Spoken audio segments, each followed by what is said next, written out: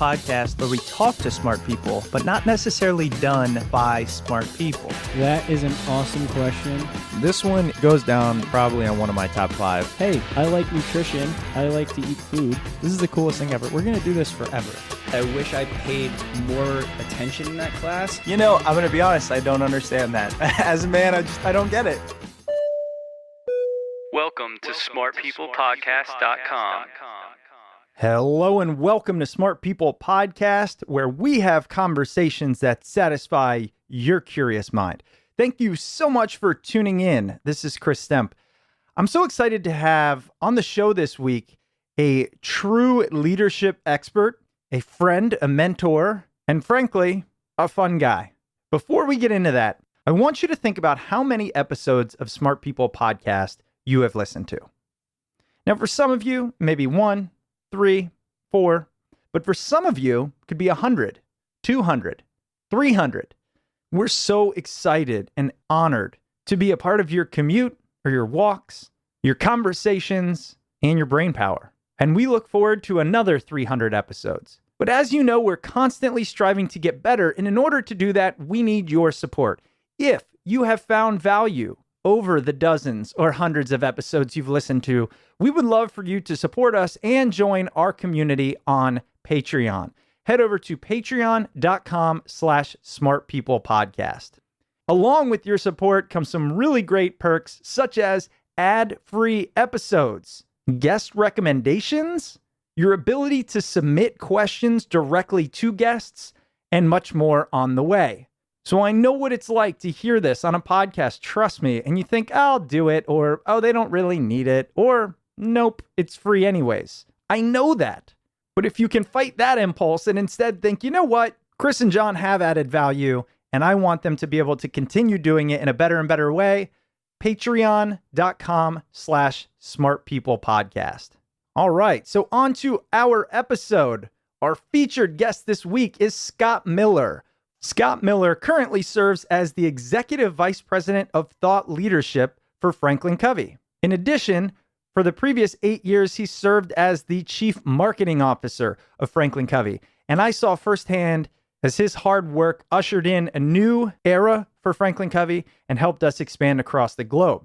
But more importantly than his positions or his titles, Scott has over 2 decades of leadership experience. And honestly, as he admits, it's both good and bad. So I'd like you to strap in for this episode because we are discussing, among other things, his brand new book, Management Mess to Leadership Success, 30 Challenges to Become the Leader You Would Follow. One thing I will say is I have read Scott's book from cover to cover, and I not only appreciated the practical and tactical approach he took, but I also love how easy it was to digest this book, as he wrote it with some great stories over his career. And also how nice it was to finally read a book that is not just about the polished side of leadership. So I hope you enjoy this frank and honest discussion with Scott Miller as we talk about his brand new book, Management Mess to Leadership Success. Enjoy.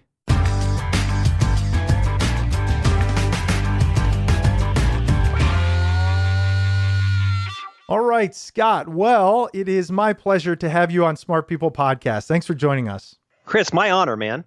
So, look, I'm excited to have this conversation because we have firsthand working experience, and I've interviewed some other folks from FranklinCovey, but you know, when I think of our interactions, I mean, you and I have had a chance. We've sat down one-on-one over lunch, over breakfast. We've worked together. And so I think, and I hope it provides me with some insight that'll be different from maybe any other conversation you've had to talk about this new book. So I'm looking forward to getting a little personal, if you will. You up for that? I'm as vulnerable as they come, so bring it on. Well, speaking of vulnerability, so we're talking about your brand new book, Management Mess to Leadership Success. And I actually have highlighted here a sentence that I want to read for our audience. You say, I have an intense personality that's often turned up to 11. I've been mean, petty, selfish, and self-absorbed. I've made genuinely good people cry, no doubt caused talent associates to choose to leave the organization. However, you say, but I'm also known as the leader whose division you join if you want your career and skills to blossom. So, hearing me read that out loud to tens of thousands of people. How does it feel? Are you okay admitting your faults and your strengths in a book and to the world? I think I'm more than okay. I think it's my superpower, if that doesn't sound too corny.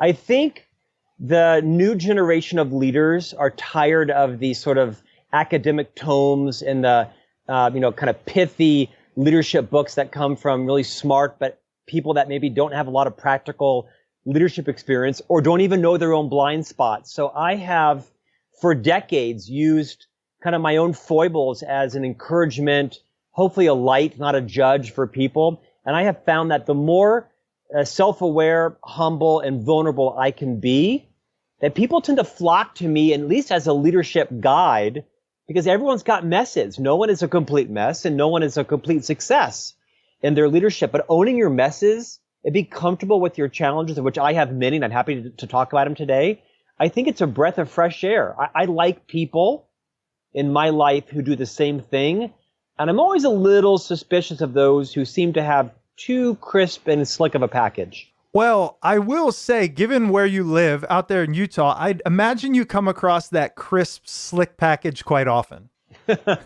Next question. Yeah, exactly, right?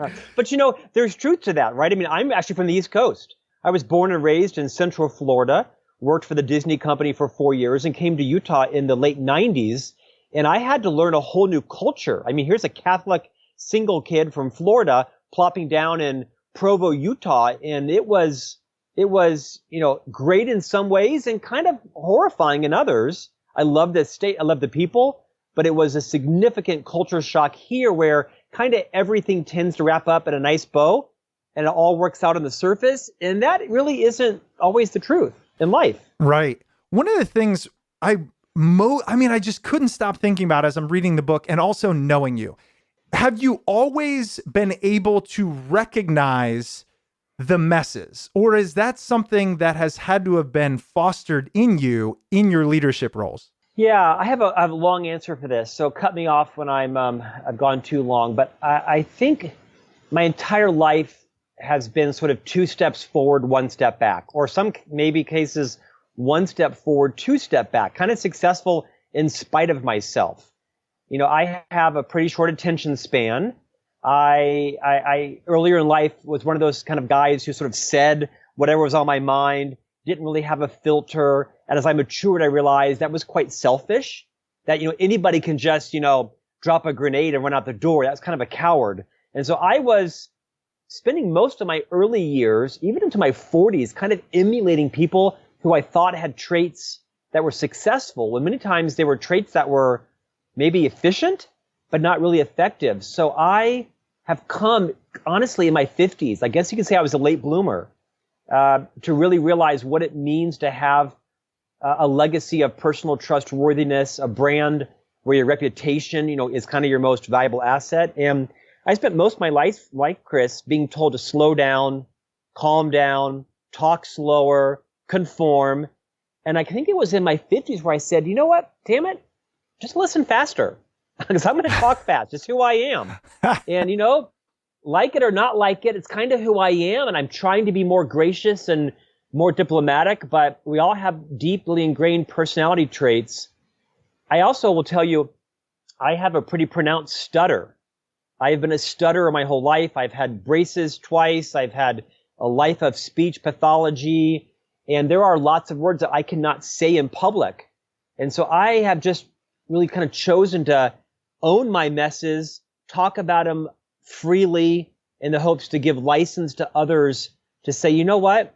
Once you know your story and you know your journey and you know what's true about you and not true about you and what you can change, what you can't change, it's quite liberating and free. It's been really a great 50th year for me. Yeah, I mean, they say that actually, I think it's once you get past 30 or 35, something like that, your happiness actually starts to increase due to that self-awareness. Yeah, can I share a story about that with you? Absolutely. So like you, I host a couple of podcasts. One is on iHeartRadio called Great Life, Great Career, and the other is for FranklinCovey also called On Leadership. And I was interviewing a gentleman named Eric Barker, who's a bit of a social scientist. He wrote a book about 2 years ago called Barking Up the Wrong Tree. It's an excellent book. He talked about the power dispelling, these sort of adages in life, early bird gets the worm, nice guys finish last, and what's true and not true. And in this interview, he talked about the immense power of owning your own story, kind of knowing what your journey was. And that interview happened the same week I was preparing for an interview with Viola Davis, the famed actor and actress, producer, director, where she talked about the same, was owning her story. Her story is amazing, right? Raised in abject poverty. She didn't know if the power was going to be on, the water would work in her house, where her next meal was coming from. She'd often go to school smelling like, she hadn't had a shower, and it was embarrassing. And finally, when she went to Hollywood, all of her friends said, Viola, you've got to have thick skin to survive in Hollywood. So she got really thick skin. And I thought, oh my gosh, that was my same strategy for dealing with kind of Utah, right? From an East Coast guy, where they say, Scott, you're so funny. That means, Scott, we don't say things like that here, right? It's a very, in some ways, kind of plastic society in Utah. And I had also developed very thick skin. Don't tread on me. Nothing bothers me. When in fact, of course, everything bothered me. I'm human. I'm vulnerable. I'm insecure. And then Viola said, the problem when you have thick skin is although nothing gets in, nothing gets out. And when I read that, I thought, oh my gosh, that's so true. I kind of had this rough exterior where I was protecting my brand and always, pretending and masquerading. No, not entirely. We all have, our private life and our public life. And she said that she really advises people to have translucent skin, transparent skin, not so much where you take on everybody else's crap or opinions about you. And it was really liberating for me, Chris, to say, you know what, I'm going to stop having thick skin, and I'm just going to kind of tell my truth, share my foibles, in the hopes that other people could benefit from it. And I think it's the key to what's looking like success for my new book, Management Mess to Leadership Success, because I try to be as real and authentic as I possibly can in it. Speaking of that leadership success, you have enjoyed a very successful career. I actually want to talk about that a little bit. So as you mentioned, you started with Disney, you came to FranklinCovey, and actually, to be honest, I don't know exactly how I came on when you were already the chief marketing officer of a massive firm. So, Right. How did you reach those heights to be in the C-suite, to be in that kind of ivory tower? What attributes do you have naturally that you would attribute to that rise? Well, none naturally. They're all earned and okay. learned. So, so I was born and raised in Central Florida when I was 18. I actually joined a U.S. presidential campaign back in 1986, and it went on to win. And I had a choice to either go to Washington with them or not, and I hadn't finished my degree yet, and so I stayed back. I had a great 2-year run with that then candidate and their running mate who went on for 1 term. And then I joined the Disney company and learned a tremendous amount around just quality, customer service, hard work, recognizing brand, focus on your client and cast member. I worked on the real estate side of the company. It was a tremendous experience. They fired me because I was an immature jerk. And then the Disney company had caught, then the Stephen Covey organization, the Covey Leadership Center, had caught wind of me at Disney through some meetings. They liked me. They saw some raw potential in me. They saw a pretty competent professional with a lot of interpersonal quirks and immaturities. And over 23 and a half years now at FranklinCovey, I think I've moved from a independent-minded, self-serving jerk to a collaborative, interdependent leader of others with lots of mistakes and successes along the way. I started in sales. So I spent 4 years actually as a frontline salesperson selling our leadership solutions to colleges and universities and school districts.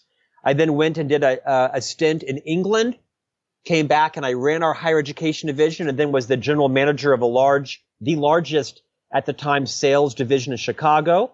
And then kept working my way up the ladder. And then I think the CEO tapped me to be the first ever chief marketing officer because I wasn't one of those CMOs that just kind of went out on my own passion, right? Whether I loved billboards or loved social or loved direct mail, I really always asked myself, what does sales need? What do our clients need? What will help build our brand? I was very focused on aligning to the CEO's top business priorities. And I think I also saw my key job as not just serving our brand and our customers, but I think the CMO in most companies, Chris, is the chief recruiting officer. I mean, my job was to make sure that our employees were proud of our brand, recognized our reach, saw our sterling reputation, and chose to either join us or, more importantly, stay. So I kind of saw myself as really less the CMO and more the CRO, the chief kind of recruitment officer. And I think I was successful in helping to, help our chief people officer, Todd Davis, keep a really historically low turnover rate. Because when you've got a valuable employee right now, I mean, they're being poached every hour of the day. And if you can inoculate them in not just a great place to work with great leaders, but be proud of their brand, they'll say no to $10,000 across the street. Oh, yeah. Hey, Chris, how long have we known each other? I think it's coming up on about 25 years. Do you actually know what I do for my job? Well, first, that would require us still talking to each other. But aside from that, I think something about you manage like projects or people or technology. I actually have no idea what you do. Sure. I manage teams and I have to build out teams. And you know what? Hiring is hard. It takes forever. You have to go through tons of applications, and it's just this huge slog. And that's why I'm pumped to have ZipRecruiter sponsoring the show. So just head over to ziprecruiter.com/smartpeople. ZipRecruiter definitely makes hiring easy. It sends your jobs to over 100 of the web's leading job boards, but they don't stop there. With their powerful matching technology, ZipRecruiter scans thousands of resumes to find people with the right experience and invites them to apply to your job.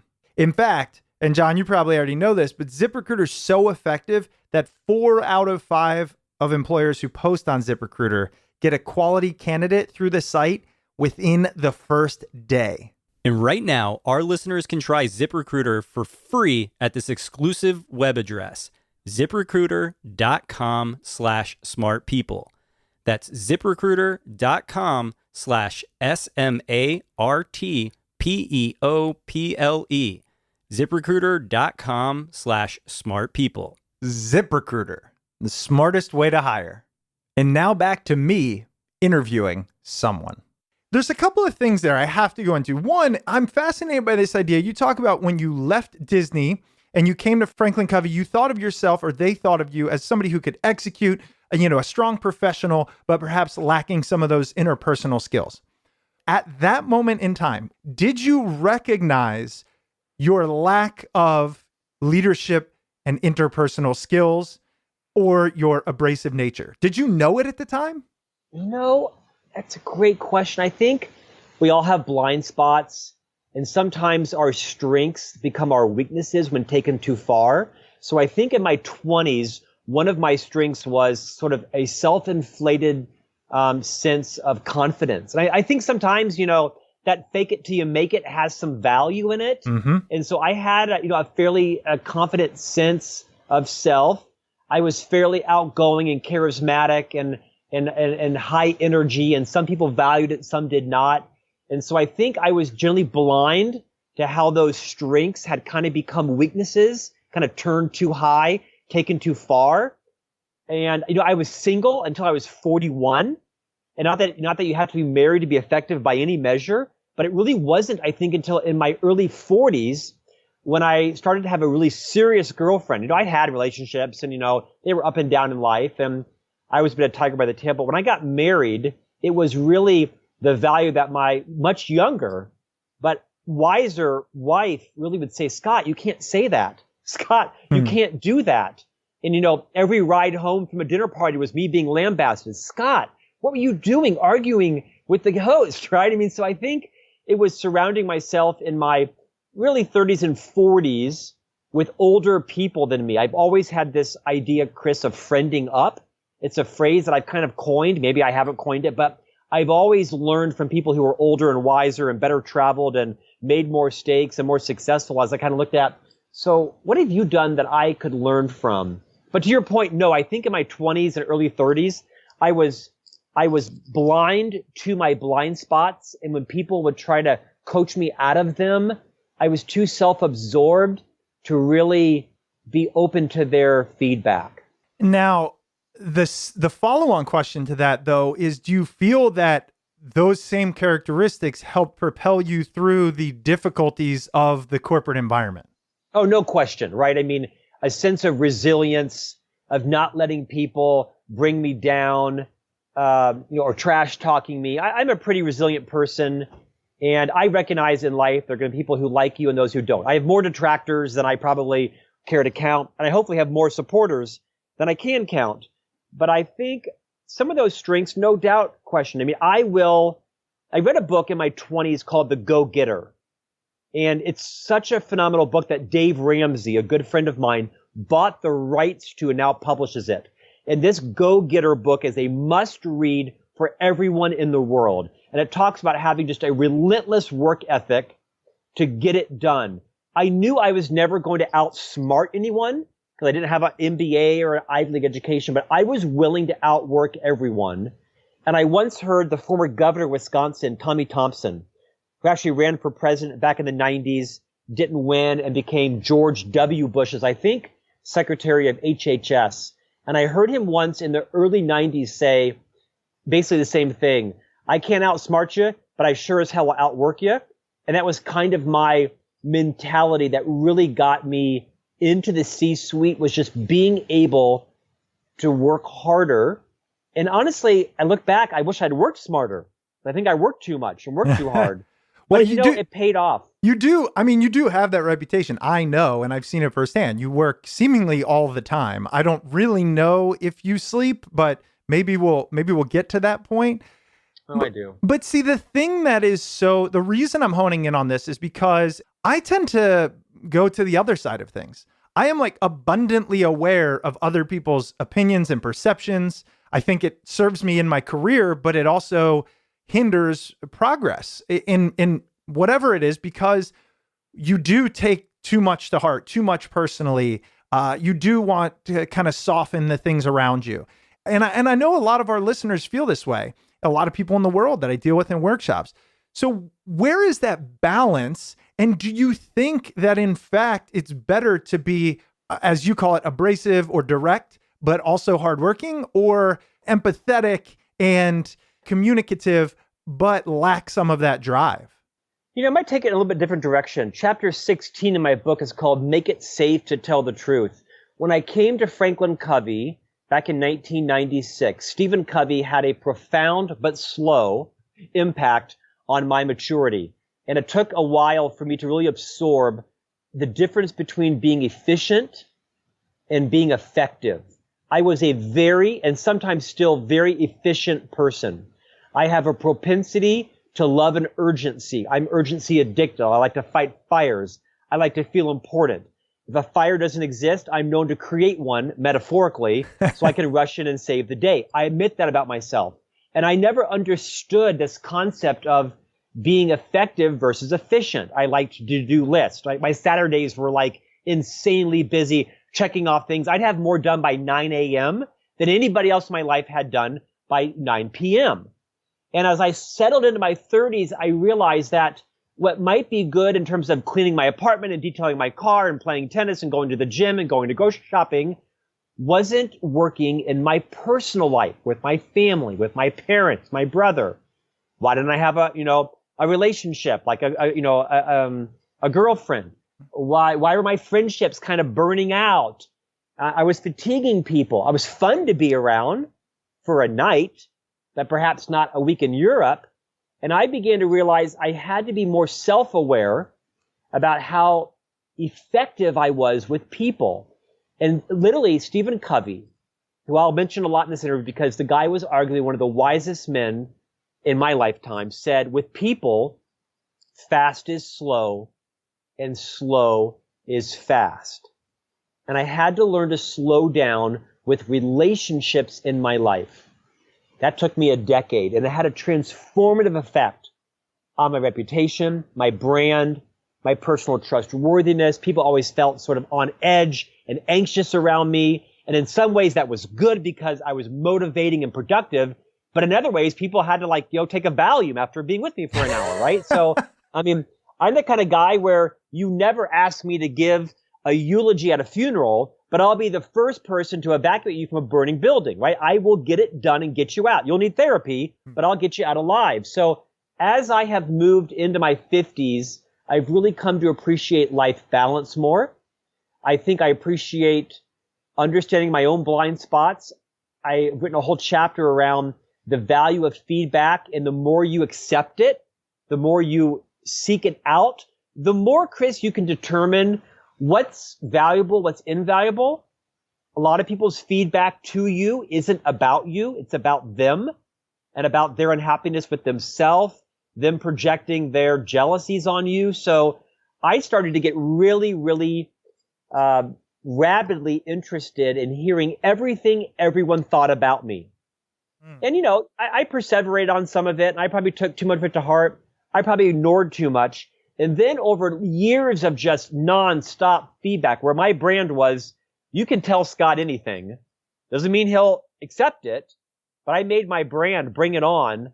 I've become much more discerning on which people I ask for feedback and how and when I choose to implement it. And I think over time that's built a better reputation for being more self-aware and really now being more insightful on my blind spots, because we all have them.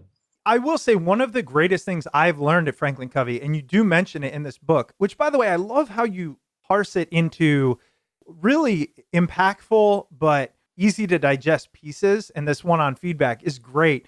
But, FranklinCovey kind of taught me that feedback is great, it's valuable, but you don't have to take it. You take it, but you don't have to do anything with it. Feedback is everyone's, right? It's their opinion.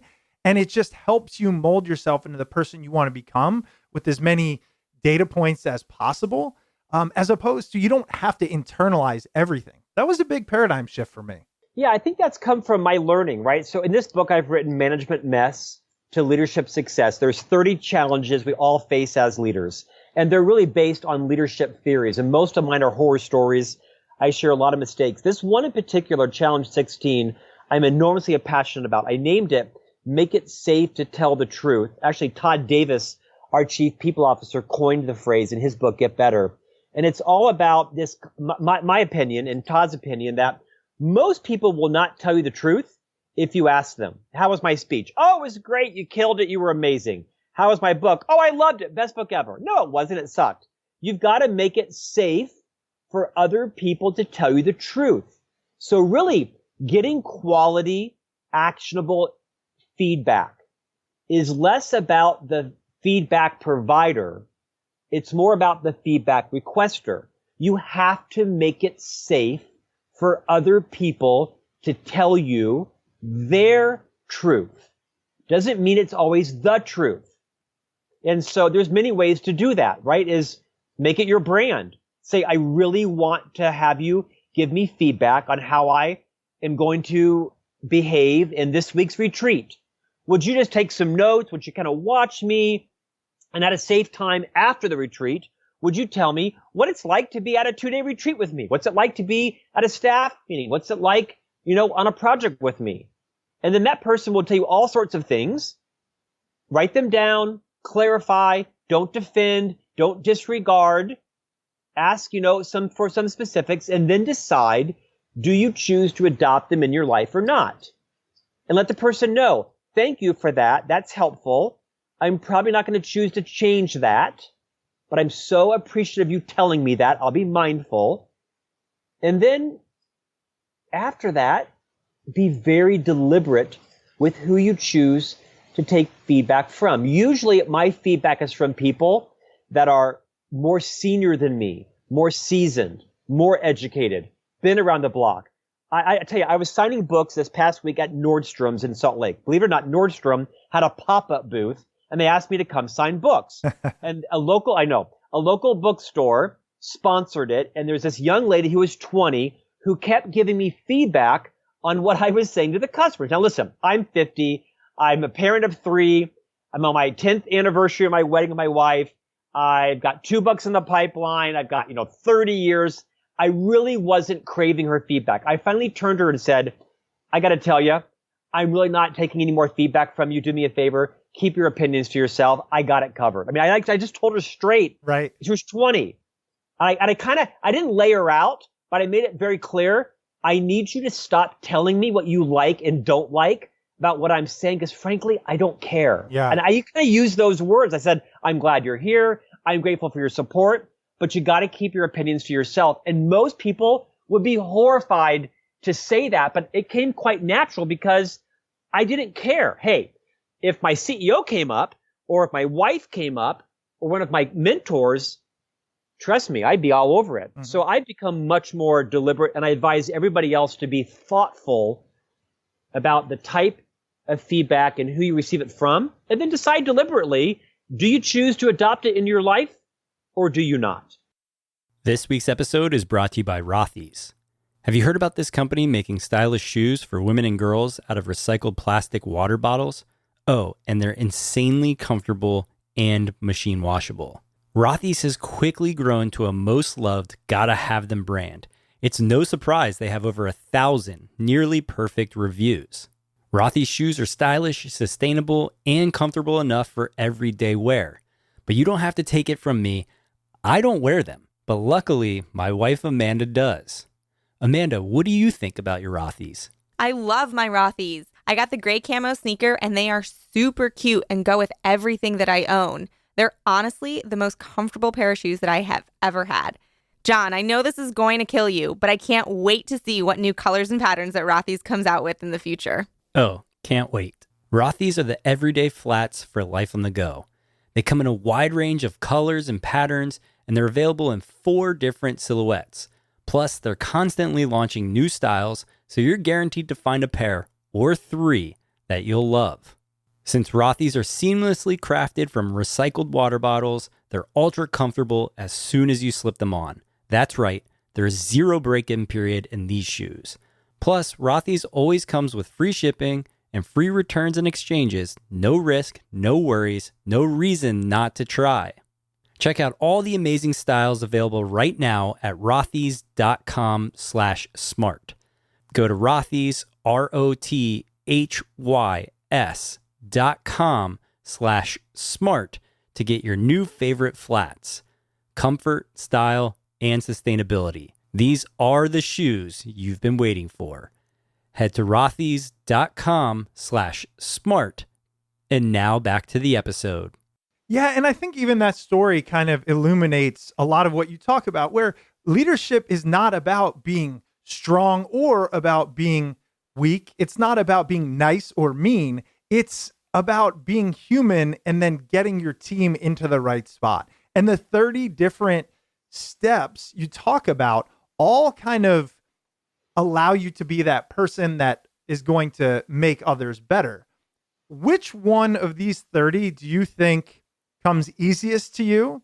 And which one of these 30 do you feel you are still working on the most? Yeah, Chris, I'll go there. I'm going to wrap up a thought you just said. I think you're so prescient on your description of leadership. Leadership is not about being liked. I think it's about being trusted, honored, and respected. I think one of the leadership types that I dislike the most is the leader who wants to be popular. They find themselves saying yes way too often. And they're the type of leader that always agrees with the last person they talked to, right? Stand for something or fall for everything. Doesn't mean you need to be a jackass. Doesn't mean you need to be rude, but it does mean that you probably need to have high courage conversations and be able to talk straight. So in fact, those are the 2 that I think I'm the best at. Challenge 12 is lead difficult conversations, and challenge 13 is talk straight. They kind of go hand in hand. And they're the ones that I'm the best at. I find that some of the best leaders I've seen or reported to are those who are not afraid to sit me down and call me out. Bill Bennett, in particular, was the president of our company 10 years ago. He's gone on to a great career, and in fact now is the president of a competitor of FranklinCovey's. We're still very good friends, and he was my boss. He gave me my first big break at FranklinCovey, promoted me into the role of general manager in the Chicago region. I moved to Chicago. About 4 months into my job, Bill comes out, sits down for a scheduled meeting in the office and says to me, I'm not kidding you, quote, Scott, you're standing at a gas station and you're holding a match, end quote.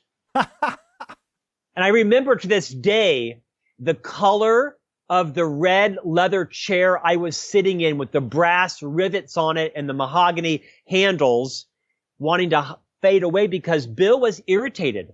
I had become a little bit of a gossip. I was sharing things that I shouldn't have been, not like SEC, proprietary stuff or trade secret, but I was, well, guess who's on the ins and who's on the outs and who's getting fired and who's getting promoted. And I was just dishonoring Bill's confidences of his executive team. And it was one of the best leadership moments of my life because I love to know where I stand. And I find it emotionally crippling to always kind of be in that state of paranoia, never knowing if you're on the in or the out with your boss, and misinterpreting her walking into her office in the morning and closing her door with you're going to get fired when she's just had a fight with her 16-year-old daughter, right? Mm-hmm. And then you transfer onto and I hate working in an environment of paranoia. So I chose early on in my career, I was always going to let my people know where they stand by having high courage conversations, by talking straight, by discussing the undiscussable, by moving outside of my comfort zone about your productivity, about your personal hygiene, about your ability to collaborate in the office, about your inability to give anybody else credit, about phrases you use that don't, work well with your brand. I mean, I'm brutal, but I'm brutal in a way increasingly that keeps you whole. Because to answer your second question, I think the one that I'm the worst at is the next challenge we've named balance courage and consideration.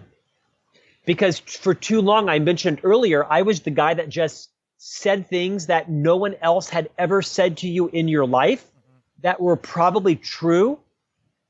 But Chris, it probably also damaged their self-esteem and probably wrecked their self-confidence and might even have damaged their self-worth, which is God-given. Right. Everybody has the same self-worth until you've sat with Scott Miller for an hour with the door closed, and I just let it rip. And what I realize is not everyone can handle my tell it like it is straight style. So I have really struggled with balancing what is my unabashed, shocking courage with this vacuum of consideration. And you can still tell someone things they need to hear and not make them cry or make them ashamed or emasculate them. So I have worked enormously hard, and I think I've succeeded as a leader now to be able to deliver hard news in gentle ways that makes people leave my office saying, that was brutal, but Scott's got my back. And I'm proud of that. But I do still struggle with always being mindful of being effective and not efficient and balancing consideration with courage. Right. And, we talk about this through the lens of leadership. And as we mentioned, in this chief marketing officer role for a massive company, the amount of people you were interacting with, the team you had to learn these things or else you very quickly would not have been successful. So go ahead. Well, that's true because I was like the 8th vice president of marketing in like 15 years. And I was determined not to follow that same path, right? I mean, I did not want my career to, fizzle out as the CMO.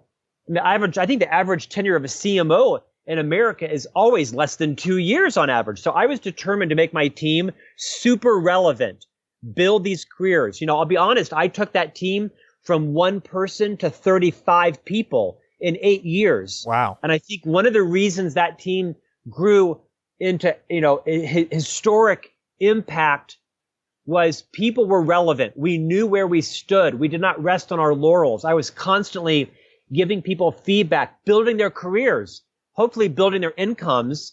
And when I left it, I think there was a culture of transparency and courage that was unique to an otherwise fairly courteous culture at FranklinCovey, which is nice, but not always valuable if you really want to know where you stand and not be caught off guard. Right, right. Well, and you talked about the tenure of being the CMO. How long were you in that role? Yeah, just about 8.5 years as the actual chief marketing officer. I actually stepped away on my own accord a year ago. I am still a member of the executive team. I moved to become the executive vice president of thought leadership, but I chose to pass that on to someone else because, you know what? I think another talent of influential leaders is not always being the genius in the room, but being the genius maker. And I learned that from Liz Wiseman in her unbelievably insightful book, Multipliers. Changed my leadership life. I think it is the best leadership book ever written, Multipliers. And I realized, you know what? I don't need to be the genius anymore. I need to be the genius maker. And as we looked at, understanding SEO and user paths and user interface on the web, and we were moving from print to digital, it was time for me to move on and let leadership come in who was more nimble, more adept, more technically savvy, and take it to a level that I could not. And so I think it was tough but wise for me to step away before I dragged the team down and was asked to step away. I was way ahead of that boot, but I've always been pretty good at being 1 or 2 years ahead of the boot, always reinventing and reestablishing my brand and my relevance. I think people tend to hang on too long to their safety net. Well, and I think people do that not only because of a fear of change, but perhaps a uncertainty on what is to come and what they can do with it. And I would say with you, I would imagine certainty or doing the same thing or repetition is actually the worst thing for somebody like you, would be my guess. It is. It isn't to say I'm, not stable, right? I mean, I've been in this firm for 23 years. I had one marriage and, I've been married for 10 years. I'll share with you, I know I'm talking a lot, but my whole life has been the beneficiary of being around these such wise people. I've been so grateful. A dear friend of mine who I think her name is Judy Henricks. Yep. Longtime associate at FranklinCovey, one of the wisest people I know. She's now an executive coach for speakers, lives in St. Louis. She said to me something I'll never forget. She said, Scott, in everyone's career, there comes a time when you've given 90% of all that you can give your employer, and you've taken from them 90% of everything they have to offer you. And the next 10%, giving it or taking it, just isn't worth it. I thought it was so wise. And so for me, I've always asked myself in every role that I've had, what's my percent? Say 84%, 92%, 130%. And I think I've done a pretty good job of always kind of hitting that 90% range and deciding to move on and not stagnating. And it was Whitney Johnson who wrote many books, including Building a Team and Disrupt Yourself. When I interviewed her, she said the average person has about a 3-year subconscious kind of psychological career span for a job. And I think I've done kind of the same thing. I tend to go about 6 years.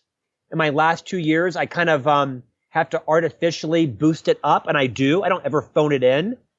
But I've learned that I like to take risks, but I don't want to take stupid risks. It was Seth Godin, who's become a dear friend of mine, who taught me the difference between being fearless and being reckless. And I think for too many years in my life, I was confusing the two. I was acting fearless, but I was sometimes being reckless and finding myself in messes.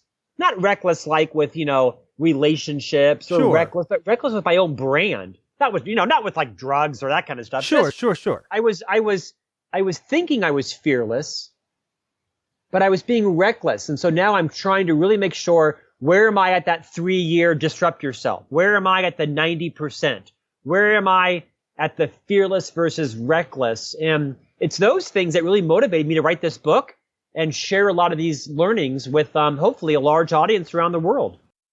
This week's episode of Smart People Podcast is brought to you by BetterHelp. Is there something that interferes with your happiness or is preventing you from achieving your goals? If so, BetterHelp Online Counseling is there for you. BetterHelp offers licensed professional counselors who are specialized in issues such as depression, stress, anxiety, trauma, anger, grief, self-esteem, and more. Connect with your professional counselor in a safe and private online environment. Anything you share is confidential, and it's so convenient. You can now get help at your own time and at your own pace. You can schedule secure video or phone sessions, plus chat and text with your therapist. If you're not happy with your counselor, you can request a new one at any time at no additional charge. Best of all, it's a truly affordable option, and for Smart People Podcast listeners, get 10% off your first month by going to betterhelp.com/smart. So why not get started today? Head over to betterhelp.com/smart. Simply fill out a questionnaire to help them assess your needs and get matched with the counselor you'll love. That's betterhelp.com/smart. One more time, it's betterhelp.com/smart. And now back to the episode. Well, actually, let's talk about that for a minute. This idea of maybe it's the fearless versus reckless, but as somebody who has transitioned, right? Disney, Covey, all the way up through the ranks, chief marketing officer, sat in the room, sat at the board table, now in charge of thought leadership. But for those listening, myself included, what advice would you give to continue growing in your career, to add more value to the world and your family?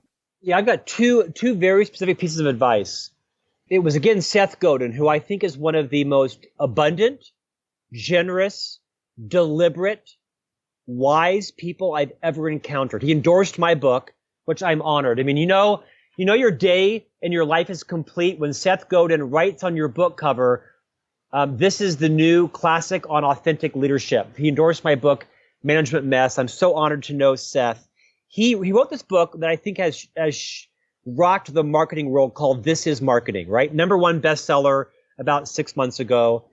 Seth is the real deal. If you're not following Seth's blog, you need to. He says in his book something called the smallest viable market. And he says everybody in business should be thinking about not the largest viable market. Don't try to boil the ocean. What's your smallest viable market? Who is the one person that wants to read your article or follow you on LinkedIn or look at your Instagram or buy your product? Find that one person and help them. And then who is the second person? Find them, solve their problem, connect with them. And then who is the third person? I think one of my challenges is I try to be all things to all people, right? I'm now an Inc. columnist, every week in Inc. magazine. I've got an iHeartRadio program. I've got this, largest leadership newsletter in the world, right? I'm writing 3 books. I'm like trying to be everything to everyone, and it's not going to work. Yeah, but that's because you don't sleep. Well, I do sleep actually, but I do sleep. But I like to be productive because life is short. But I think this concept from Seth around exercising the discipline and the restraint not to try to be everything to everyone and understand what is your smallest viable market. I think it's great for everybody's brand who's trying to, post articles on LinkedIn. What is it you can be an expert about? And here's the other advice I would give people in their careers. I think people try in general to harvest too soon. Of all the 32 plus amazing solutions that FranklinCovey offers, I'm an unabashed evangelist for the FranklinCovey company. We created a video 20 years ago called The Law of the Harvest. You can Google it. It basically was an interview with this Idaho potato farmer. And in the middle of this 6-minute video, he says something profound. And I'm gonna massacre it, but it's the best career advice I ever heard as it describes growing potatoes.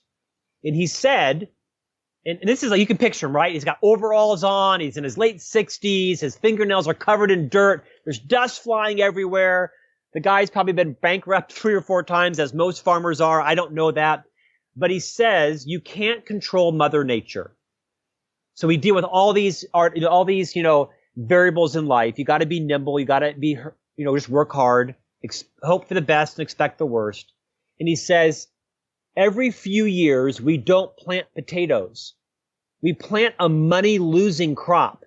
like I think he says alfalfa. Because what that does is, although we lose money on it, that crop returns to the soil nutrients that will allow us to repair the soil and the following year or two create much more robust, bigger, tastier, better potatoes. And I think the metaphor is so valuable to our careers. I think people try to harvest too quickly in their career. They want the next promotion, the next increase, the next title, when there's a time to plant and there's a time to harvest. And there's a time in your career when you're not ready for either, and you might need to stay a little longer in your job, take a lateral promotion, take a sideways position to learn a new skill, when that's your quote alfalfa. And what you're really doing is you're building your brand, you're proving your worth, you're delivering on results, you're ensuring that you are dependable, not complacent, not, under ambitious. You can't, plant money losing crops for 3 years in a row. They'll go out of business. But I think it's the best metaphor ever. So I have internalized that. And I've sometimes stayed in positions longer than I wanted to, but I wanted to prove to the CEO or the board of directors or our investors that I was in it for more than just me. I was in it for the greater good. And it's always returned dividends to me. I love that analogy. That might be one of my favorite things. I mean, I don't know if you and I have ever talked about this, but this podcast was started because my producer, John, and myself, we had worked for these big, Fortune 100 firms, and we kind of found ourselves a little lost. Wasn't exactly what we wanted to do. And so we were trying to figure out, what is it that I want to do in my time on this planet? And I just wish I would have thought earlier about this idea, right? Like, you can't, I'm 26 at the time, right? You can't harvest right then. And sure, everything happens for a reason. It all happened, it worked out, and I'm at the best place I've ever been, in all honesty. But the struggle didn't have to be there the whole time. If I just realized this was me planting the alfalfa, you know what I mean? I think your validation of it makes me even more excited about it. I share a lot of these stories in these insights in my book, Management Mess to Leadership Success. It's actually number 2 on the hot new releases on Amazon right now. I saw that. Congratulations, by the way. Well, thank you, Chris. Not because I wrote a great book, but because I think I was able to synthesize and integrate a lot of this wisdom that I didn't know in my 20s. Like, you have the benefit. I didn't come up into most of this until my 40s and early 50s. And so there are no overnight successes. You see people burst on the TED stage. You see people burst on Instagram. I was interviewing Nellie Galan. Nellie Galan is one of the most famous producers ever of the Latin TV station Telemundo. And she was one of Donald Trump's original apprentices. And she's written some great books called, she has a new one coming out called Buy Buildings, Not Shoes. And has a book called Self-Made. And she says, you don't see her hundreds of failures on The Apprentice. You don't see her hundreds of no's when you see her best-selling book, right? And what I found, successful people all have these decades of planting, fertilizing, hoeing, watering, weeding, planting alfalfa. What most people see now is these big successes. There's no such thing. Maybe, I don't know. I mean, maybe there's some successes on Pinterest or Instagram. I don't care. 99.9% of people like you and me that begin to build some influence and some success, you don't see the 30 years behind it. I was interviewing Stephen M.R. Covey, who is the eldest son of Dr. Covey. He wrote a book called The Speed of Trust. And this book has gone on to sell 2 million copies, Chris. It is the most influential book on building a high trust culture and a high trust brand ever written. And I interviewed Stephen and said, Stephen, was it tough to be raised under, your famous father, Stephen R. Covey, right? His book, The 7 Habits, has sold 30 million copies. It's in, 50 languages. It is arguably the most influential book, nonfiction book of all time. Mm-hmm. And I said, was it tough to be under his shadow And did you feel pressure to write your own book? And he said, I didn't, Scott, because I had nothing to say. I had nothing. I was, the president of the company and I was working hard. He said, but it wasn't until one day about 10 years ago in his 40s that he finally had something to say. And he said, and I went and wrote a book and it became a bestseller. And I think that inspired me not to write a book until I had something to say. And as I looked at all the options, and I had been offered many book deals before and co-authorships, I thought, you know what? That's not my book. And I resisted it. And I think this was my book. I've got 3 or 4 books that are in various stages of development. I'm the co-author of a new book coming out in October called Everyone Deserves a Great Manager. But this current book, Management Mess to Leadership Success, is my version of I've got something to say, which is life is full of messes. Own them. Be proud of them. Don't wallow in them. Try not to repeat them. Recognize we're all on this journey from mess to success, and don't be afraid to use your challenges, your vulnerabilities as a badge of honor. I often will open a speech and say, in 4th grade, the principal had a decision to make with every student. Does he put them into the advanced track, the middle track, or the slow, low track? Everybody got put into one, and you stayed there for 4th and 5th and 6th grade. And my luck of the draw, I don't know if it was a test score. I don't know if it was my IQ, my personality, but I was in 4th grade put into the, quote, slow track. And I was in the slow track for 4th and 5th and 6th grade. And I cannot probably calculate the mess that created in me in junior high school, in high school. My SATs took me 10 years to get through my undergraduate degree. My self-esteem, I share that. And it was, I'm sure, I look back, it was probably one of the worst things ever done to me because it made me believe I was slow. I was not smart. Damn it, I am crazy smart. And I am crazy creative. And I have a incomparable work ethic. I share that. Are you putting yourself in the slow track? Are you putting yourself in the middle track? Are you putting yourself in the advanced track? What are you saying to your kids? What are you saying to the people on your team? Are you metaphorically putting your own team members into an advanced track, middle track, or slow track? So I hope this book is inspiring to people to be introspective, own their story, own their journey, decide what is true and not true about you. What's a mess, and can you turn that mess into a success? I know you can.